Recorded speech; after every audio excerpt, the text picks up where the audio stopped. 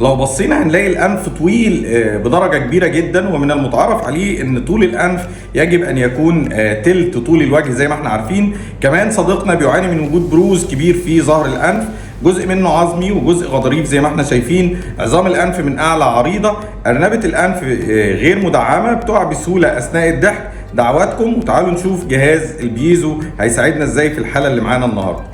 ده اللي قدرنا نوصل له باستعمال جهاز البيزو في اخر الحاله زي ما احنا شايفين. نتيجه مفيش اجمل من كده. اجمل 3 حاجات موجوده في النتيجه اللي معانا النهارده: ان الانف تم تصغيرها مع الاحتفاظ بملامحها الرجوليه الجميله. كمان ظهر الانف اصبح منحوت بشكل انسيابي وشكل جميل. ارنبه الانف اصبحت سبورتد مدعومه عشان ما تقعش اثناء الضحك زي ما احنا شايفين. الوقت تم تقصير الانف والارنبه اصبحت مرفوعه الى اعلى. شكرا لكم.